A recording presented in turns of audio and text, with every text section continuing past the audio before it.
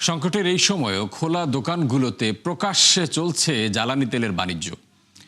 এজন্য অবশ্য গ্রাহকদের গুনতে হচ্ছে চড়া দর, অথচ তেলের অভাবে বহু ফিলিং স্টেশনে বন্ধ রয়েছে সরবরাহ। শুধু তাই নয়, রাজধানীর পাম্প থেকে জ্বালানি তেল কিনতে গ্রাহকদের ভোগান্তি বাড়ছে প্রতিনিয়তই। রাকিব হোসেনের রিপোর্ট, ছবি তুলেছেন এসএ বাপ্পি। ডেমরা মিরপাড়া এলাকার moon CNG and filling station মজুদ ফুরিয়ে যাওয়ায় প্রতিষ্ঠানটি লম্বা সময় ধরে বন্ধ রেখেছে সরবরাহ, অথচ পাশে খোলা দোকানে মিলছে গুরুত্বপূর্ণ জ্বালানি তেল, ডিজেল, যা ক্রয় বিক্রয় বা মজুদে কোনো ধরনের লাইসেন্স নেই প্রতিষ্ঠানটির। ফিলিং স্টেশনের ট্যাঙ্ক লরি এবং বিভিন্ন যানবাহন থেকে অবৈধভাবে কেনা এই জ্বালানি তেল বিক্রি হচ্ছে চড়া দরে, যদিও তা অস্বীকার করেন বিক্রেতা। যুদ্ধের আগে যে সময় তেলের ছিল, ওই সময় আমরা গাড়ির থেকে ড্রামে নামাইছি, ড্রামে দিছি, কিন্তু এখন তো আমরা তেল পাই না। সাইডে দোকান আছে, দোকানদাররা নেয়, আবার যারা জাহাজ বেচে জাহাজে মাল টানে ওনারা নেয়। যাইতে বেশি নামাইতে পারলে চাইতে দিয়ে দেবে, বা দেখা গেছে কোনো আত্মীয় যদি বেশি লুয়ে যেতে পারে, যেমন আমটা লুয়ে যেতে পারে দিয়ে দেবে।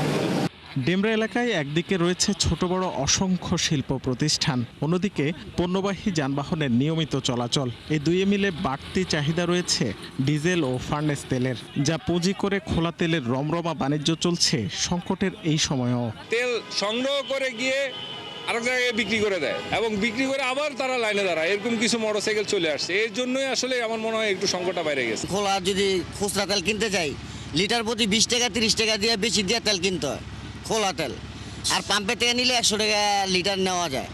এখন কোনো পাম্পে তেল পাইতেছি না ভাই। হাজি সাহেবে বলতে পারবো না কি ব্যবসা।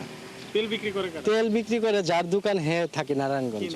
অন্যদিকে দিন যত যাচ্ছে ততই ফিলিং স্টেশনে বাড়ছে ভোগান্তি, বিশৃঙ্খলা। পেট্রোল, অকটেন ও ডিজেলের জন্য যানবাহন চালকদের অপেক্ষা করতে হচ্ছে ঘন্টার পর ঘন্টা, ঘুরতে হচ্ছে এক পাম্প থেকে অন্য পাম্পে। আমি আজকে ভোর 5:30 হাতিপুর বাজার থেকে সিরিয়াল দিচ্ছি, এখনো পর্যন্ত তেল পাইনি। পাম্পে ঢুকেছি, কেবল পাম্পে গেটে আসলাম। ফুল ট্যাঙ্ক নিলে 50 টাকা ঘুষ দিলে ওনারা ফুল ট্যাঙ্ক করে দিচ্ছে। এছাড়া সব গাড়িতে 600 টাকা করে পেট্রোল দিচ্ছে।